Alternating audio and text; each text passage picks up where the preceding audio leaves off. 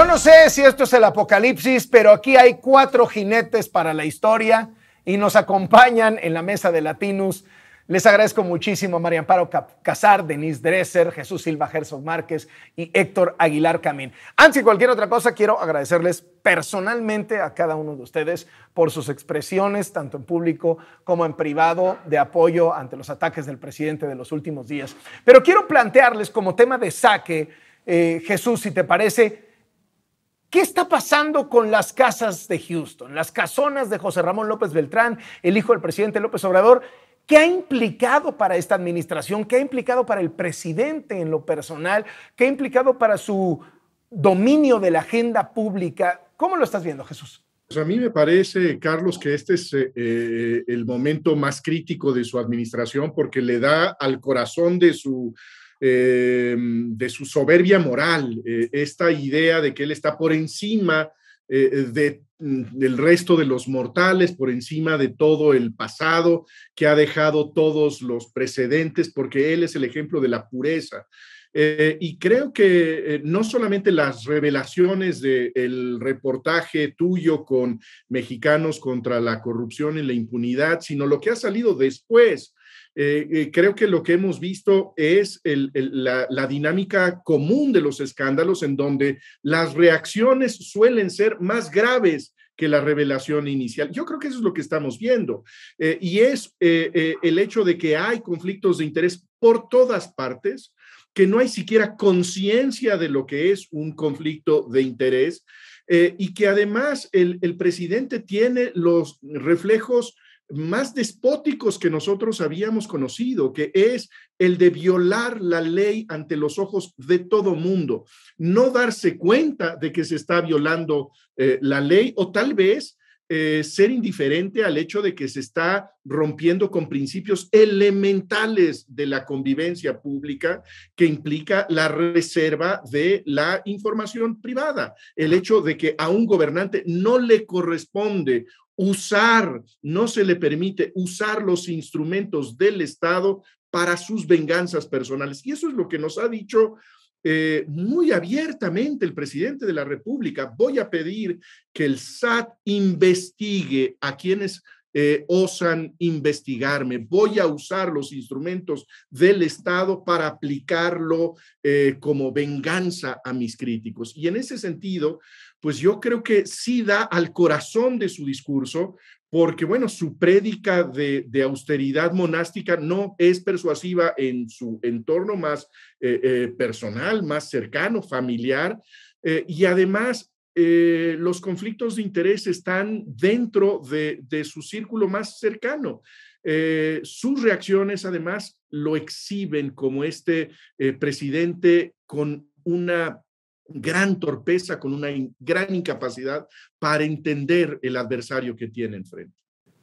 Denise, empezamos con el tema de los lujos de la casa, la alberca de 23 metros, el cine privado, que contrastaban, como dice Jesús, con este discurso de austeridad que pregona el presidente. Pero ahí mismo se planteaba el conflicto de interés, porque la casa que vivió el hijo del presidente pertenecía a un alto ejecutivo de una empresa, Baker Hughes, contratista del gobierno mexicano. Sale Pemex, acepta que existen esos contratos, se revelan que hay contratos todavía mayores por muchos más millones de dólares con la misma empresa durante este sexenio, y cuando 17 días después aparece el hijo de López Obrador diciendo sus primeras palabras después de este escándalo, resulta que dice que trabaja en una empresa que se creó a la par del gobierno, en una página de internet que se creó un día antes de que saliera el propio hijo del presidente a decir que trabajaba ahí, sin dejar claro si tiene o no tiene licencia para trabajar como abogado, como asesor legal de esta empresa ahí, y encima la empresa es de uno de los empresarios consentidos de López Obrador, integrante de su consejo asesor empresarial y uno de estos magnates que opina, codirige, orienta la política económica de este país, con lo cual se abre, además del de Pemex, toda una nueva veta de conflicto de interés por el grupo Vidanta. ¿Qué te dice todo esto, Denise? Ha sido fascinante ver cómo el presidente sigue cavando el hoyo en el cual se metió.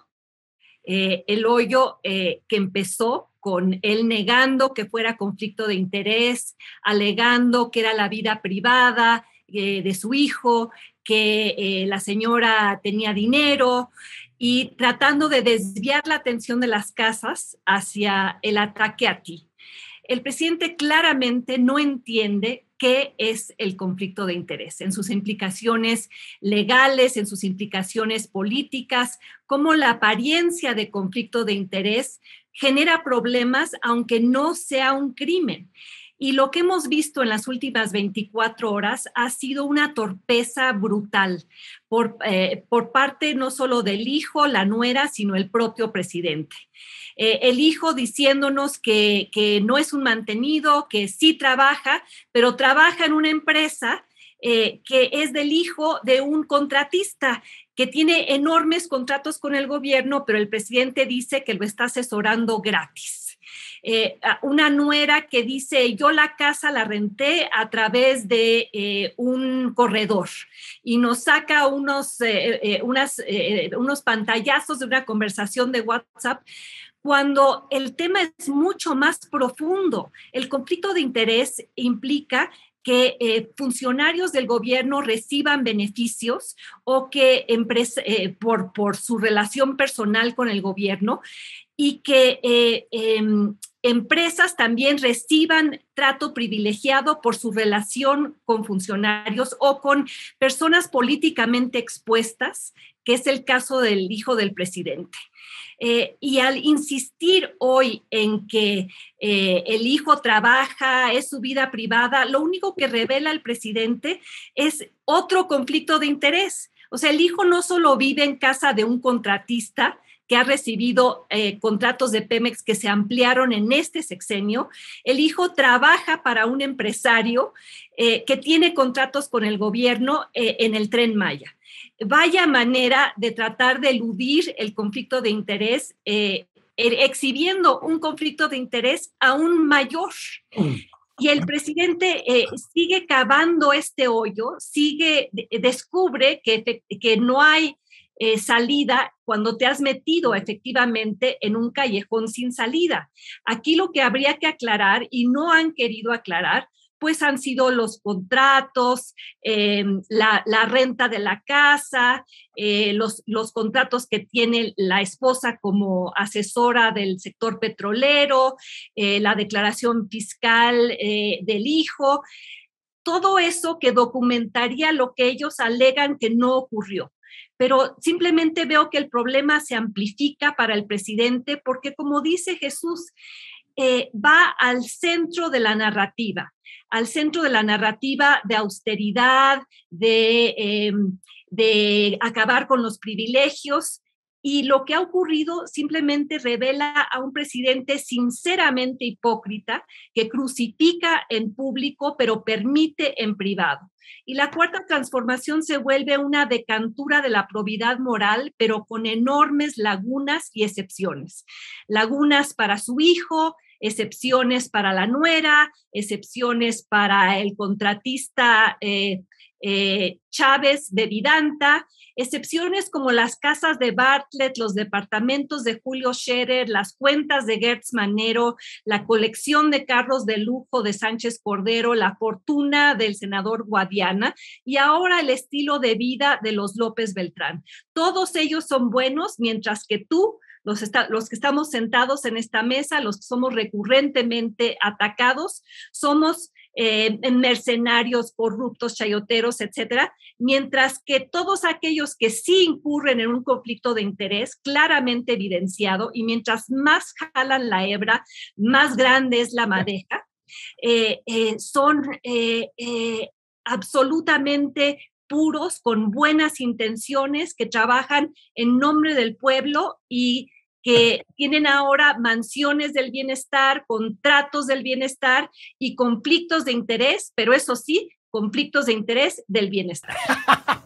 Oye, hoy leí un tuit que me hizo mucha gracia y decía, el presidente López Obrador está en las arenas movedizas y siempre te recomiendan cuando te caes una arena movediza no te muevas. Bueno, él está bailando cumbia en arenas movedizas. Héctor Aguilar Camín, ¿qué ha implicado para la narrativa de López Obrador, para su control de la agenda, que eso ha sido central siempre en su gobierno. Y si lo que lo tiene tan enojado es que esto ya permeó abajo, es decir, esto ya no es una discusión de círculo rojo, es decir, todo mundo entiende, te importe o no mucho las noticias, estés muy o poco informado, estés muy o no metido en la política o estés en tu rollo, si de pronto le sale un hijo rico al presidente pobre, eso lo entiende todo el mundo, ¿no? Pues mira, Carlos, la verdad es muy difícil añadir algo nuevo a los puntos y a la elocuencia con que los han desarrollado Jesús y Denise. Este asunto le ha tocado quizás el primero, que cabalmente le toca la línea de flotación, y su reacción, en efecto, lo que hace es agrandar, digamos, el problema, tratando de disfrazarlo, tratando de desplazarlo. Lo que hace es agrandarlo, y como tú dices, entre más información sale, por ejemplo, la información que acabas de poner tú ahora, de en dónde es que trabaja el hijo del presidente, entre más información sale, más claro es que hay algo como sistemático en esta conducta, porque fundamentalmente no entienden que hay un problema de conflicto de interés. Me parece muy notable el estado anímico que es ostensible en el presidente, de enervamiento, de tratar de tirar golpes contra quienes siente que lo han golpeado a él, en particular a ti y a mexicanos, contra la corrupción y la impunidad, por el hecho de haber publicado un reportaje que en efecto se refiere a cosa muy específica para la cual, digamos, esas arenas movedizas en que está metido el presidente es un mecanismo muy bien sembrado en la opinión pública mexicana desde la Casa Blanca de la esposa del presidente Peña Nieto. Es un mecanismo que desbarató a Peña Nieto en el sentido de que le quitó toda credibilidad, si alguna tenía, porque nunca fue un presidente con mucha aprobación. Y es exactamente el mismo mecanismo el que está echado a andar en este momento.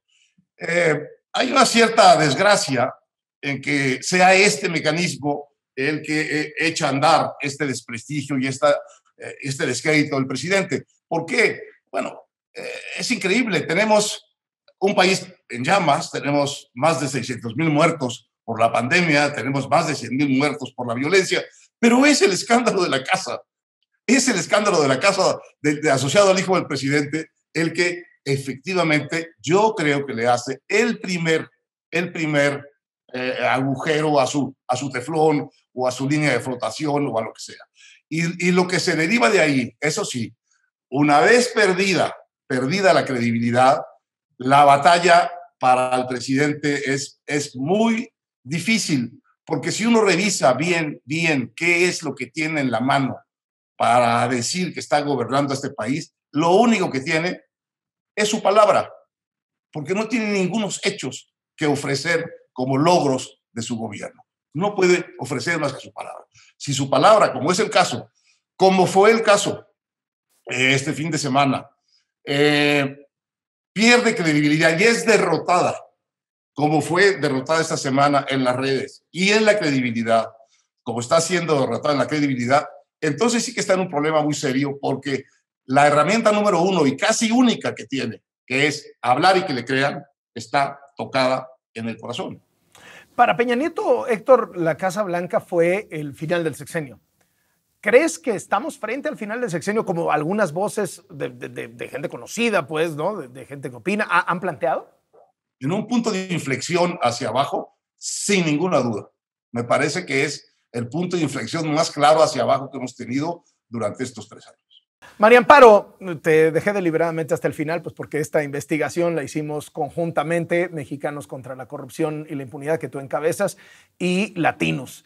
¿Te imaginabas esta reacción cuando estábamos literalmente tú y yo conversando, que había investigado cada quien por su lado, las direcciones, etcétera, etcétera? ¿Te imaginabas esta reacción pública? ¿Te imaginabas esto que se ha descrito como el primer boquete a la línea de flotación o el primer hoyo en el teflón que parecía que lograr que todo se le resbalara al presidente, la pandemia, la crisis económica, la inseguridad, los muchos otros escándalos de corrupción que antecedieron a las casas del hijo?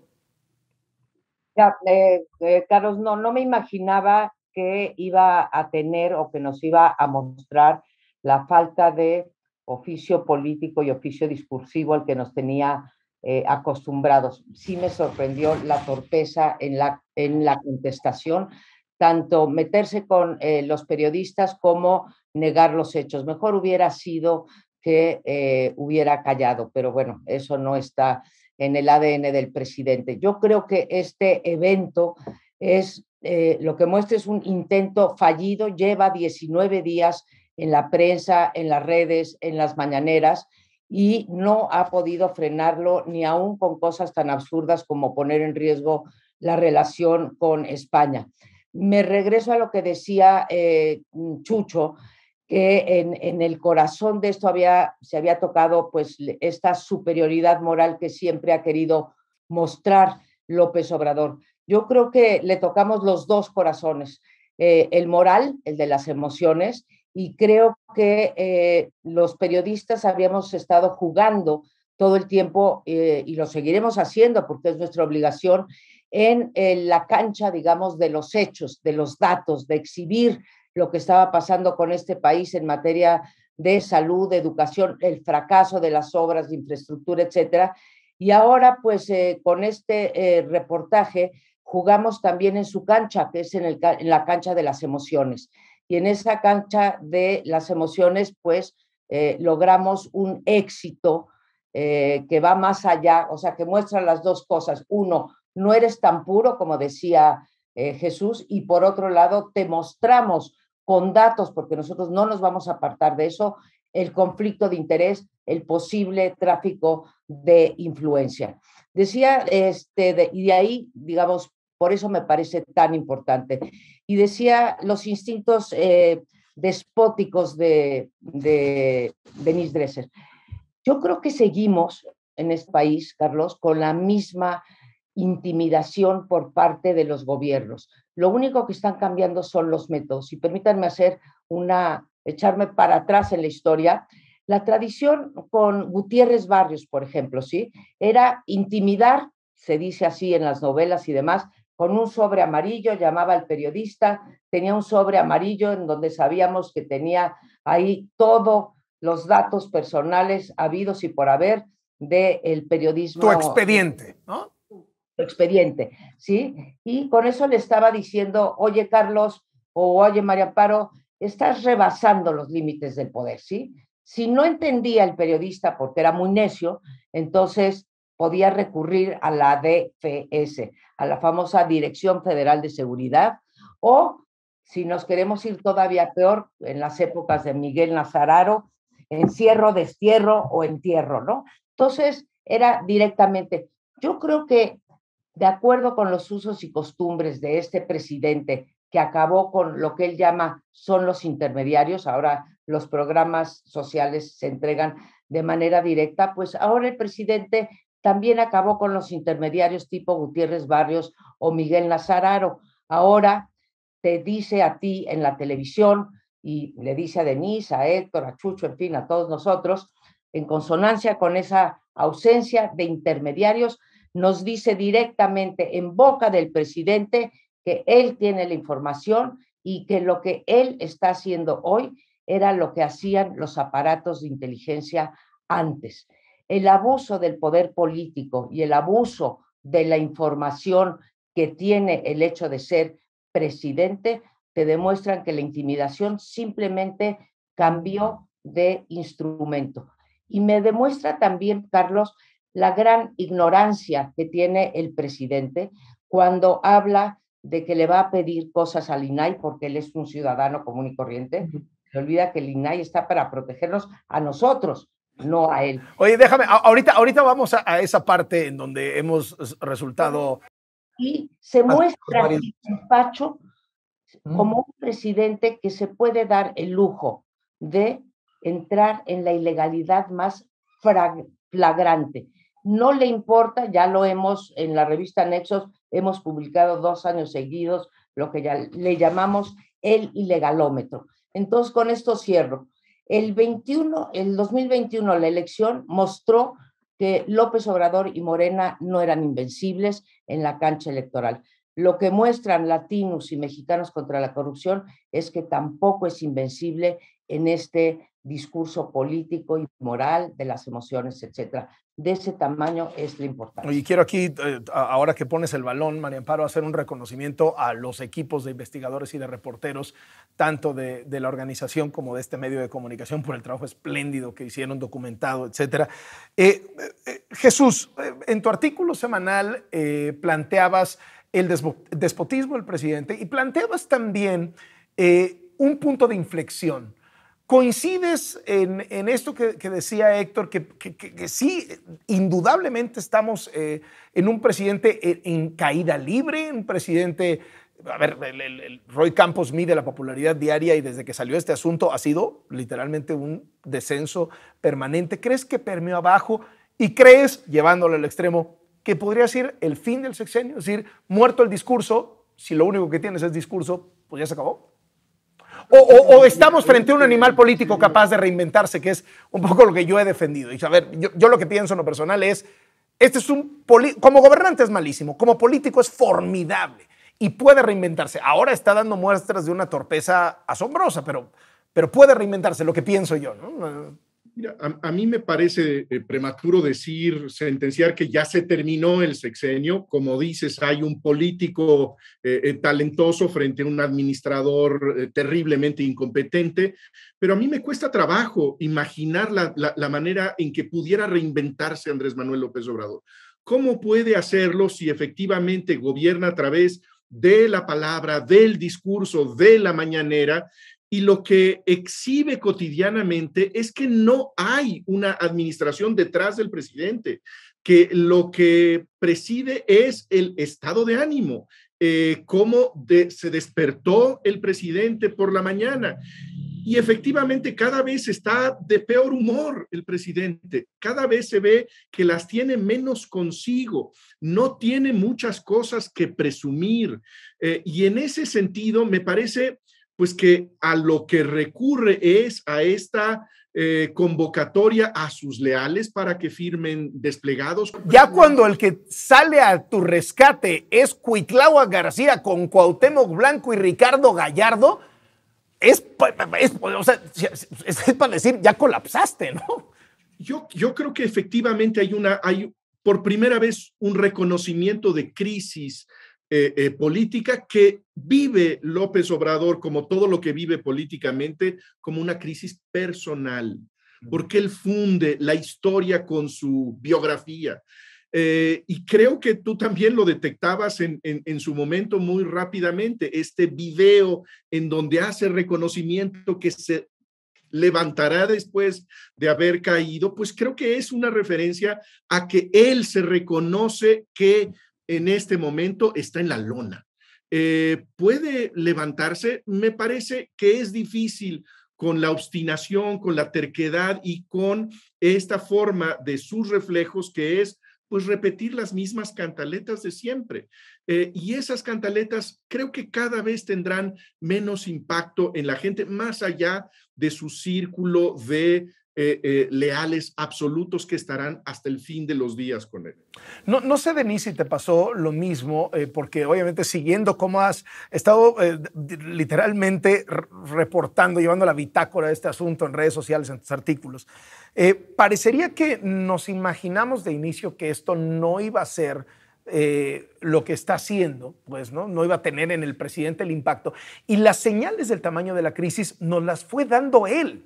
Y me parece que el punto de inflexión que decía yo un poco en broma, un desplegado de los gobernadores de Morena que son de este tamaño para tratar de rescatar al supuesto magnánimo líder, pues nos habla de un presidente que se asume caído en la lona y sin discurso y sin capacidad y voltea, ¿no? Como en la lucha libre tradicional mexicana, cuando te están haciendo la hurracarrana, volteas a extender la mano a ver quién puede saltar al ring, te volteas y el que está es Cuitláhuac, ¿no? La hurracarrana. La hurracarrana, no sé. Denise. A ver, ¿de qué tamaño es la crisis que necesita recurrir a un desplegado en manifestación de su apoyo? A mí sí me parece que estamos en un punto de inflexión, y ese punto de inflexión tiene que ver con que el presidente en el pasado, porque ha habido otros problemas, otros momentos críticos, pero siempre ha logrado distraer, maromear, sobrellevarlos, cambiar la conversación y moverla a un terreno que a él le conviene. Ahora ya no ha podido hacerlo. Y el punto de inflexión también es lo que ha demostrado en estos días, hacia dónde está dispuesto a caminar y hacia dónde y lo que está dispuesto a hacer. Y como argumenté en mi artículo en Reforma, ya llegó él al lugar sin límites. Mientras lo veías en la mañanera en los últimos tiempos, a partir de que surgió esta noticia, se aplica ya una palabra que algunos han usado, es un comportamiento demencial. Me recuerda un poco esa película La locura del rey Jorge, una película que ganó muchos Óscares, basada en el comportamiento casi demencial de un rey inglés que era un absolutista. Estamos presenciando, yo diría, la locura del rey Andrés, que no se comporta como si fuera presidente de una república constitucional, con leyes, con contrapesos, con límites, con obligaciones. Está en el lugar sin límites, donde cree que la Carta Magna, el Código Fiscal de la Federación, la Ley General de Protección de Datos Personales, no se le aplican a él. A López Obrador el bueno, López Obrador el juarista, López Obrador el nadie por encima de la ley, excepto yo. Y al atacarte como lo hizo, revelando información confidencial, violando la Constitución, violando las leyes, ocupa ya ese lugar sin límites que la revista The Economist la semana pasada describió. Ese lugar donde está México, es ese lugar de regímenes híbridos que tienen rasgos autoritarios. Ya no estamos en una democracia disfuncional donde habíamos estado durante años, una democracia con problemas, una democracia frágil. Ya estamos en la zona de peligro, en esa zona de los gobiernos híbridos. Y lo que me preocupa es que el comportamiento en la mañanera contra ti y contra otros da señales preocupantes de qué está dispuesto a hacer en el futuro. Si meterse con los concesionarios, obligar a quienes trabajan en los medios, porque son concesiones públicas, a revelar sus ingresos, usar a las instituciones del Estado, ya sea el SAT, la Unidad de Inteligencia Financiera, la Fiscalía General de la República, usarlas para perseguir a un periodista, pero mañana pueden ser utilizadas contra cualquier ciudadano incómodo. Sí, le cae mal su doctor y se va contra el doctor, pues, ¿no? O sea, ya... No, cualquier empresario incómodo, feminista incómoda, periodista incómoda. El presidente, cuyo papel es respetar a los ciudadanos, respetar la Constitución, ha convertido en la mañanera en un lugar donde se difama. El derecho de réplica se ha convertido en el derecho de represalia, de venganza, y extralimitándose en todas sus funciones y sabiendo que lo hace, pero dispuesto a hacerlo. Y eso es lo que me preocupa, que ya no entiende el entorno legal de cualquier presidente que está ahí con una serie de muros de contención, ya se los salta, y que sus seguidores están dispuestos a validar y a justificar que se los salte. Ya es en nombre de la transformación. Hoy en la mañana, cuando dijo... a Loreta se le exhibe porque está en contra de la transformación. Entonces, cualquiera puede ser exhibido si el presidente percibe que está en contra del proyecto. Se vuelve un traidor al pueblo y un traidor a la patria. Me parece peligroso, antidemocrático y muy dañino para el debate público. Además de colocar al presidente claramente día tras día en el terreno de la ilegalidad. Ahí es donde se mueve y se siente incluso cómodo ahí. Bueno, hoy incluso fue reincidente, pues, ¿no? O sea, yo no sé si no hay nadie adentro que le diga, oiga, presidente, esto usted no lo puede hacer, usted está violando la Constitución, pero me parece que es deliberado, que es unas ganas de demostrar que está dispuesto a llevar esos límites para intimidar de manera generalizada. Es decir, por un lado vemos un presidente que da muestras de debilidad, de incapacidad de reinvención y de recuperar su lugar, pero no deja de ser presidente hasta el último día y el famoso coletazo del dragón ahí está. Hacía referencia, Denise, al rey Jorge II. Este fue el que se hizo famoso por aquella frase de, no habrá alguien que pueda librarme de este sacerdote tan latoso, y aparecieron 4 caballeros y mataron al arzobispo de Canterbury, ¿no? O sea, ¿de esos peligros estamos hablando? Digo, para saber. No, espero que todavía no. Y me importa mucho saber, y antes de que empezáramos a grabar le pregunté a Denise si había tenido algún incidente físico en el que este ambiente de estigmatización y personalizado que el presidente emite desde que empezó su gobierno ha tenido consecuencias, digamos, en su vida. Y me dice que ha tenido un incidente en el supermercado. Te iba a preguntar a ti si has tenido algún incidente de este tipo. Creo que no estamos todavía ahí. Ahora, me gusta que recuerde, María Amparo, que este tema de las ilegalidades del presidente está lejos de ser una sorpresa. No hay ninguna novedad en la continua ilegalidad, el saltarse continuamente este alarde de impunidad, de su impunidad jurídica, porque él pues tiene un fuero, no puede ser atacado por cualquier delito, creo que nada más por 3 o 4, ayer nos recordaba María Amparo, creo que por traición a la patria, ahora por corrupción y creo que por delitos electorales. De todos los demás, es inmune. Por muy buenas razones, porque si el presidente pudiera ser atacado como cualquier ciudadano en los tribunales por cualquier delito, pues se pasaría el tiempo de su gobierno contestando a los tribunales. Lo que es nuevo es que le esté en estos días empezando a costar y esté empezando a resultarle contraproducente y esté empezando a perder sus causas en la opinión pública. Desde luego, en las redes tuvo una derrota tremenda el fin de semana con el espacio ese que se abrió, pero también en general en los medios mexicanos, en la opinión pública mexicana y en la opinión pública internacional, en donde si uno ve la prensa extranjera sobre México, es cada vez más una especie de gobernante folclórico que hace cosas locas, alarmantes o ridículas, lo cual también le hace mucho daño, desde luego, a su figura y mucho daño también a México. Ahora, este momento de inflexión, yo no lo llevaría tan lejos como para decir que me parecería peligroso analíticamente pensar que el gobierno se terminó. No, el gobierno no se ha terminado. Al gobierno le falta un montón de tiempo. Lo que probablemente sí se acabó, lo que sí está agotado es el proyecto que sostiene el discurso de este gobierno. ¿Por qué? Porque está más claro cada vez que no va a poder entregar nada de lo que prometió y con lo que ganó el entusiasmo y la votación enorme de los mexicanos, que es muy sencillo. La corrupción, bueno, se le está cayendo en este momento el tema de la corrupción al piso, y además al piso de su casa. La violencia, pues no hay ningún arreglo en la violencia. Dijo que iba a crecer al 4% y luego al 6%, más bien va a decrecer en el curso del sexenio.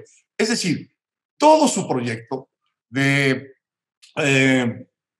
llevar dinero a los pobres, sí, eso lo ha hecho en los programas sociales, pero la misma María Amparo probó recientemente en un artículo también en Nexos que hubo un mayor gasto social, por ejemplo, en 2 de los años de Enrique Peña Nieto que en el gobierno de López Obrador. Así que tampoco.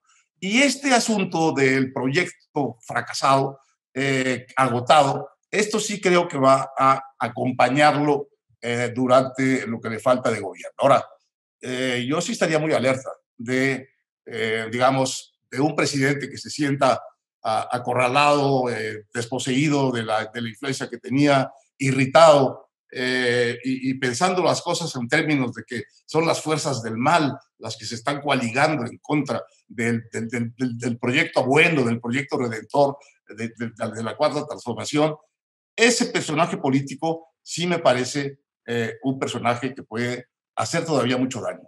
¿Qué hay de su equipo, Héctor? Lo mencionaban hace un rato aquí en la mesa. No hay nadie que le hable al presidente, no hay nadie que le diga, no tiene ninguna contención realmente, Héctor.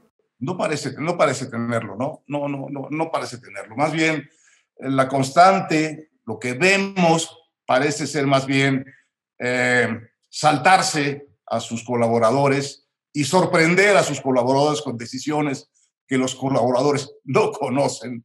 Y en ese sentido, faltarles, digamos, al respeto de una manera, digo, en público de la gente. Lo que ha hecho pasar al canciller Ebrard en estos días es realmente digno de una pieza de Ibargüengoitia. Jesús, por otro lado, o sea, frente a estos ataques, frente a esas agresiones del presidente, se muestra un músculo social muy robusto.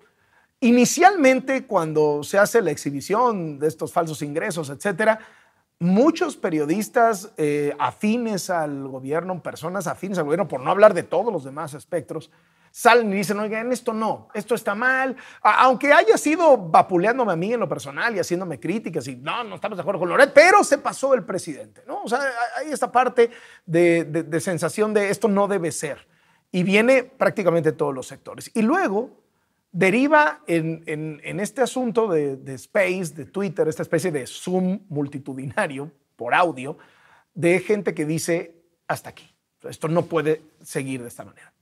Pero no deja de ser un Zoom, no dejan de ser 60,000 personas, no deja de ser, bueno, creo que ya a estas alturas lo han escuchado 2 millones, pero 2 millones, ¿no? En un país de 130 millones. ¿Es el principio de algo? ¿Es para estar optimistas que hay un músculo social que no va a permitir que López Obrador cruce esas líneas? ¿O por el contrario, no lo puede evitar porque está el presidente ahí y hoy dice, lo vuelvo a hacer y lo vuelvo a hacer y me vale? ¿Qué piensas de eso? Me parece que sí se extiende el espacio de ciudadanos que piensa que se pasa el terreno de lo aceptable, que el presidente de la República abusa de su poder y que hay que decir esto no es admisible democráticamente. Y en ese sentido, sí me parece que hay el fermento de algo, sí hay el germen de algo distinto y de una expansión de la crítica pública al presidente López Obrador. Necesita ser cultivado, necesita tener alguna desembocadura para que tenga un impacto político, pero sí creo que surgió algo diferente este fin de semana. Me parece que es algo alentador el que se expanda esa conciencia crítica, lo que mencionaba hace varios años Héctor Aguilar Camín sobre una revolución moral, en el sentido de que se dice esto no es aceptable y esto es inadmisible.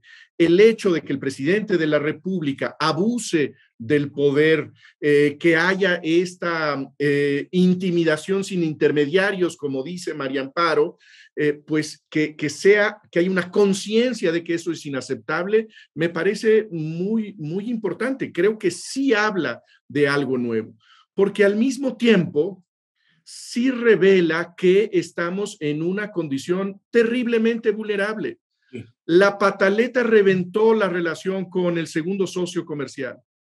¿Puede ir al primer socio comercial la semana que entra?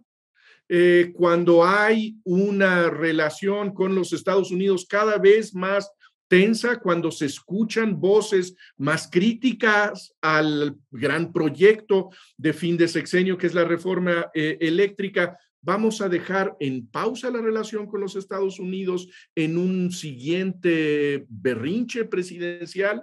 Bueno, creo que estamos ante un liderazgo con un enorme poder, en donde no hay filtros de profesionalismo y de rigor ni jurídico ni administrativos en su gobierno, y por lo tanto sí creo que estamos en una situación terriblemente vulnerable. Y no se ha acabado el sexenio precisamente por eso, porque estamos en una condición de enorme fragilidad ante este político tan poderoso y tan iracundo, ¿no? María Amparo, no sé si este músculo social, yo a eso lo atribuyo, pero te pregunto, despierta también y toca un nervio que ya estaba sensible, y es por los periodistas asesinados durante los últimos 40 días. ¿Te ha tocado, por estar al frente de Mexicanos contra la Corrupción más recientemente en esta etapa de tu vida, tratar cotidianamente con reporteros, tratar cotidianamente con periodistas? El gremio está herido, el gremio está preocupado, el gremio ha levantado la voz. ¿Crees que este músculo social del que hablaba parte también de eso, parte también de decir, o sea, olvídate del cuate que lleva 20 años y que salió en la tele y que tiene ahí medios de comunicación nacionales? No. O sea, los reporteros son los que están matando en los estados, que no tienen esa visibilidad que muchas veces protege, que no tienen esas tribunas nacionales, esos medios que los respalden, como lo han hecho hasta ahora conmigo. Pienso mucho en esos colegas en este marco. Pues, no entiendo todo este movimiento social, no entiendo esta respuesta de la sociedad vibrante sin hacer escala en eso. Qué bueno que lo mencionas. No lo habíamos tocado ninguno de los 5 que estamos en esta mesa, pero esta parte de el reportero que está en la calle y que se expone todos los días a las diferentes intimidaciones, por un lado del crimen organizado, del narcotráfico en particular, pero también no se nos olvide que se enfrentan a gobernadores que no tienen la visibilidad que tiene incluso el presidente López Obrador aquí a nivel nacional en las mañaneras, y que esos gobernadores muchas veces los intimidan de maneras, pues no solamente enviándoles el SAT, ahí sí se les intimidan de maneras mucho más burdas y mucho más crudas. Así que la primera solidaridad debería de ser más que con nosotros, que nos acusa. Bueno, Denise, se te olvidó un adjetivo que fue, y lo volvió a usar esta mañana, nos acusaba de golpistas, ¿no? Esos reporteros, y a mí honestamente me tiene muy preocupada, como a ti en Latinus, nuestros reporteros que hacen periodismo de investigación, porque ni tú ni yo tenemos ninguna, si no la tiene el Estado mexicano, mucho menos tú o yo tenemos la posibilidad de proteger a esas personas que hacen el trabajo en la calle y que no tienen un rostro visible como lo tienes tú, y que están sujetos a pues agresiones, bueno, que corren incluso peligro sus vidas por el hecho de estar reportando cosas que no le parecen a los gobernadores, o si seguimos escalando hacia arriba. Así que sí creo que están viviendo. O sea, es un presidente que sí nos ha agredido a los que estamos en esta mesa, pero también ha agredido a los reporteros que cubren su conferencia, ¿no? Es decir, y eso se replica en gobernadores, presidentes municipales, jefes policíacos. Tú dime. Así es, ellos sí están, creo que mucho más que nosotros, Carlos. Finalmente, si ahorita a mí me pasa algo, te pasa algo, pues bueno, fue víctima directa de lo que habló el presidente sobre Denise, sobre Chucho, Héctor, quien sea. El otro día platicaba con Héctor, ¿cuántas veces te han mencionado en la mañanera? Pasan 200 en número. Ahora, dicho esto, creo que tenemos una mala noticia y una buena. Hace un rato decías tú, y también, bueno, se enfatizaba que estaba en la lona.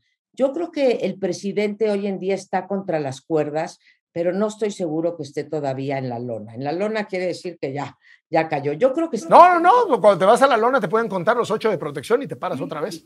Son las reglas del box. De acuerdo, pero yo creo que no está en la lona, pero está contra las cuerdas. Una cosa es la lona, otra es estar contra las cuerdas y otra es el knockout. No está en knockout, yo creo que tampoco está en la lona, que está contra las cuerdas.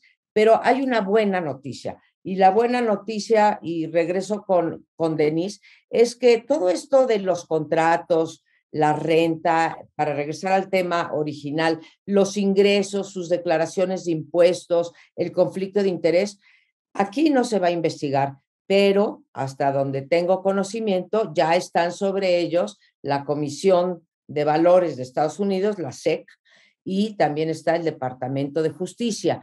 Entonces, como en todos los casos, probablemente no venga por aquí, porque aunque diga López Obrador que ya se acabó la impunidad, estamos muy lejos. Lo que es más, la impunidad ha crecido en este país desde que llegó López Obrador, pero siempre tenemos lo de arriba.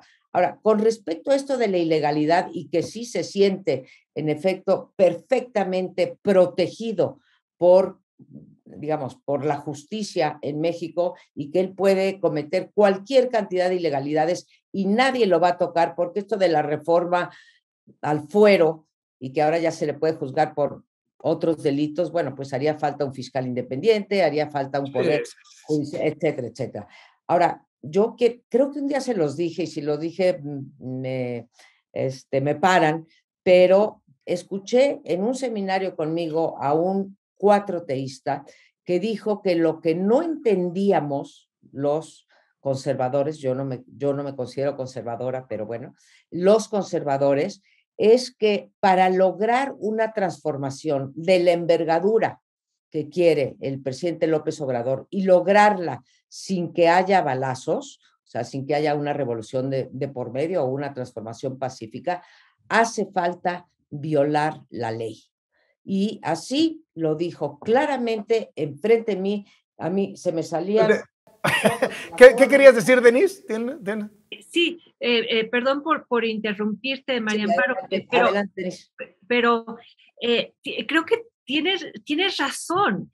¿A cuántos seguidores de Andrés Manuel López Obrador o a cuántos mexicanos en general les preocupa que el presidente viole la ley?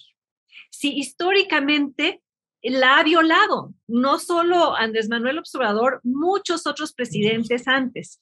Si hay un músculo social que empieza a ejercerse a partir de lo que ha ocurrido con Carlos, creo que tiene que ver más bien con el abuso de poder, con el hecho de que si va tras Carlos, el día de mañana puede ser cualquiera. Ahora, veo ese músculo que empieza a ejercitarse. Chucho habla del fermento que está ahí, y no quiero ser una voz, digamos, tan discordante, pero sí quisiera recordarles que el presidente todavía tiene mucho poder y que está rodeado de una opinión pública mayoritaria para la cual el fin de la transformación justifica los medios, aunque sean ilegales. Ahora, te contesto claramente, Denise. Ahora, con una pequeña diferencia, el abuso de poder es una ilegalidad, porque cuando uno dice abusa del poder, quiere decir que está yendo más allá de sus facultades y está impidiendo que otros órganos hagan uso de las suyas. Entonces, creo que estamos en la misma línea. Y cuando decimos, y me preocupa, Carlos, que sigamos diciendo que eso le puede ocurrir a cualquiera, porque si ya le ocurrió, ¿sí?, a Loret, le puede ocurrir a cualquiera. Es que ya le ocurre a cualquiera, ¿sí?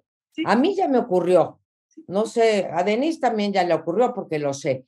Pero ya le está ocurriendo a las personas, ya le ocurrió, no voy a dar nombres de empresarios, que les han cobrado impuestos que si los deben, yo estoy de acuerdo que los paguen, pero no se los puedes cobrar con el nuevo código fiscal cuando ellos tenían un crédito fiscal con el anterior. Extorsionándolos, amenazándolos con cárcel, ¿no? Nos están extorsionando todos los días, ¿sí? A ustedes, pero también están extorsionando a ver, los que más padecen la extorsión y la injusticia son precisamente ese pueblo del que habla López Obrador, ¿sí?, en donde tiene a más del 50% de la población carcelaria encarcelada sin sentencia. Entonces, ya no los hacen a todos los mexicanos. Héctor. Bueno, a mí me parece muy, muy importante tener en cuenta de que esta inflexión en la que estamos tiene todavía un camino largo que recorrer, y que el único espacio verdadero en donde las cosas van a cambiar y va a haber, digamos, la confrontación de este gobierno con su sociedad, pues son las elecciones.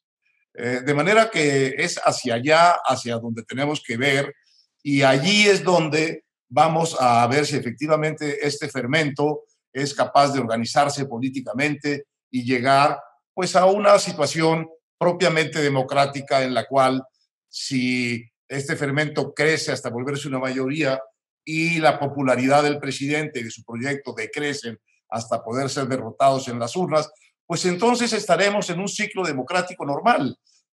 Habrá sido traído al poder un experimento bastante desorbitado y habrá sido echado del poder, vino por la vía democrática y seguiría por la vía democrática. Me parece que ese sería, en todo caso, el verdadero examen final de la potencia de este fermento es ese. Pero mientras tanto tenemos indicadores muy claros de qué está pasando con la aprobación presidencial, de qué está pasando con la opinión pública respecto de los logros del gobierno, de qué está pasando con la economía, qué está pasando con la pobreza, qué está pasando con la violencia. Es decir, tenemos nosotros una evidencia de una esquizofrenia mexicana muy notable que está instalada ahí desde que llegó al poder López Obrador. El presidente tiene una aprobación alta y su gobierno está continuamente reprobado en cada uno de los aspectos. Del gobierno está reprobado, pero el presidente está aprobado. El indicador que puede hablarnos de el poder que este fermento tiene en este momento es si esa variable de la aprobación del presidente desciende o no desciende. Denise. Una acotación. El presidente está contra las cuerdas, pero quienes lo pusieron ahí fueron los periodistas. Fuiste tú y también el equipo de Mexicanos contra la Corrupción y la Impunidad, Penilei Ramírez. Quien lo puso ahí no fue la oposición. O sea, podemos hablar de la desaprobación del presidente y la popularidad, pero la desaprobación a su gobierno, pero no sirve de nada eso si no lo capitaliza la oposición, porque el verdadero digamos, medidor de si esto es un punto de inflexión, coincido con Héctor, va a ser la siguiente ronda electoral. En sexenios anteriores, quien capitalizó esto fue el propio López Obrador. Es decir, nadie capitalizó mejor a Ayotzinapa y la Casa Blanca que López Obrador. Claro, pero del otro lado, ¿a quién tenemos? A un movimiento ciudadano que postula a Roberto Palazuelos, a un PRI que sale a defender la libertad de expresión y produce carcajadas su posicionamiento. El espacio de Twitter fue significativo, fue importante, pero se volvió de pronto un mitin político para políticos panistas que quisieron montarse sobre lo que era en realidad una reacción social, pero no han logrado hacer más de eso. Miremos la intención de voto hacia la oposición, esa no crece. El presidente comete errores, el presidente miente, el presidente difama, el presidente comete ilegalidades y a pesar de eso el apoyo a la oposición no crece y me parece que ese es el problema en el que estamos, un problema de enorme fragilidad democrática porque la democracia para sobrevivir necesita no solo buen gobierno, sino buena oposición. Y en México no tenemos todavía buena oposición. ¿Ves a la oposición, Jesús, despertando con estas denuncias ante la SEC de los Estados Unidos, a la Fiscalía General de la República, a la Auditoría Superior de la Federación? Es decir, no sé si porque estoy en medio del ajo, pero veo que por primera vez agarran un tema y no lo sueltan, ¿no? O sea, yo no sé si con éxito o sin éxito electoral, si eso les está dando o no les está dando, pero he visto que, a diferencia de lo que ha pasado en otras ocasiones, como que esta vez ahí están, no sé, pero no sé si lo estoy viendo por la ceguera de taller, ¿no? Me parece que sujetan el tema, me parece que tratan de aprovecharlo. Creo que no lo han hecho con eficacia. Creo efectivamente, como dice Denise, que quien cuestiona las credenciales morales del presidente de la República es la prensa independiente, pero no han sido los partidos políticos quienes lo han conducido, quienes han organizado esta oposición al presidente de la República a partir tanto de sus resultados como de su imagen pública. No lo veo porque también pues coincido con lo que dice Denise, las señales que nos envía la oposición cotidianamente son las de una oposición que no entiende por qué la ciudadanía los tiró ahí sí que a la lona o al subsuelo en la elección del 2018. Entonces, me parece que en este momento en que tendría que haber una oposición que presentara esta causa clara contra la corrupción del nuevo régimen, tenemos a partidos que me parece que no son una cara confiable en esta batalla. Héctor, ¿querés decir algo?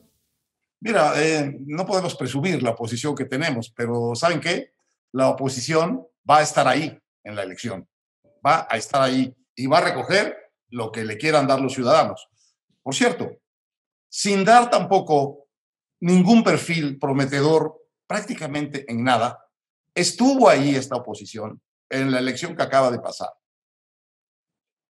y ganó la mayoría de los votos. Es la misma oposición, se unieron y sin dar ningún indicio ni de genio político, ni de gran movilización, ni de lideratos importantes, sin eso le ganaron la mayoría de los votos al gobierno y perdieron muchos estados, pero ganaron la mitad de la Ciudad de México, es decir, en el corazón del gobierno de López Obrador. De manera que la oposición ahí va a estar. Eso sí, no me cabe la menor duda. ¿Cómo lo ves, María Amparo? Cerramos con eso. Sí, a mí no me cabe la menor duda cuando el 21 no estaba todavía la casa gris, que se denomina hoy, y sin embargo la oposición tuvo mayor número de votos. Si juntamos a Va por México con Movimiento Ciudadano, tuvo mayor número de votos. Creo que sí se va a ir creando no solamente un ambiente en donde los periodistas denunciemos las mentiras del presidente respecto a los logros del gobierno y que la gente empiece a sentir en los bolsillos que tales logros pues no están ahí, que la salud está peor que antes, que la educación mucho peor que antes, que la inseguridad sigue creciendo, etcétera, más lo que nosotros informemos va a llevar a que pues la gente diga, pues igual que mucha gente votó por López Obrador sin creer demasiado en López Obrador, pues habrá gente que votará por la coalición opositora en el 24, aún con reservas. Entonces, creo que eso es una cosa que sí vamos a ir viendo cómo va creciendo la oposición en intención de votos. Ahora, dado que sé que ya nos vas a cortar, Carlos, no sé si me pudieras permitir decir dos cosas. Dale. Rapidísimo. No, claro, claro. El derecho de réplica, yo no sé si el presidente... O sea, yo corto por no, yo sé. Pues, no, también tampoco para hacerlo tan largo, ¿no? Mira, no estoy clara si el presidente tiene, como él dice todo el tiempo, derecho de réplica, pero sí, antes de entrar a la mesa, me fui al artículo correspondiente y está clarísimo que el derecho de réplica se tiene que limitar a la información que la motiva, o sea, a decir, Carlos Loret de Mola, latinos y mexicanos contra la corrupción, faltan a la verdad por tal y tal, y dice... Esa casa no la vivió mi hijo. Ándale. No tiene alberca, no tiene cine, no era de un contratista. Eso sería, pero pues es que eso no lo es. Claramente, y ahí sí te lo leo, en ningún caso podrá comprender juicios de valor u opiniones, ni usarse para ataques personales, ataques a terceras personas. Entonces, hay que quedar claro que no se puede estar insultando ni a Denise, ni a Chucho, ni a Héctor, ni a mí, ni a ti, ni a los demás periodistas. Y la segunda es una alerta roja. Están circulando constantemente, y lo vamos a ver cada vez más, en este caso que voy a mencionar porque nos atañe cuando menos a 3 de los que estamos aquí, pósters en Twitter diciendo que Carlos Loret, Héctor Aguilar y María Amparo Casar, me falta alguien, no me acuerdo quién es, Héctor, no sé si te acuerdas porque te lo mandé, estamos llamando a que se vote en la consulta de revocación de mandato y que estamos llamando a que se vote en contra de López Obrador. Asiste a las urnas y vota en contra. Quiero decir, aprovechando tu espacio, porque sé cuánta gente te oye, que esos son noticias falsas. Falsas. No estamos llamando, y están nuestras fotos y todo, no estamos llamando a votar y no estamos llamando a votar en contra. Nada más, sí estoy preocupada porque en las redes, claro, sí. y todo esto a raíz de lo que estamos viendo claro. ahorita, esta andanada contra contra estas personas. Oigan, les agradezco muchísimo que nos hayan acompañado en esta mesa de Latinos. Muchas gracias, Mar Amparo, gracias, Denise, Chucho, Héctor. Les mando un saludo, un abrazo y un agradecimiento también. Felicidades. Luego, un gusto.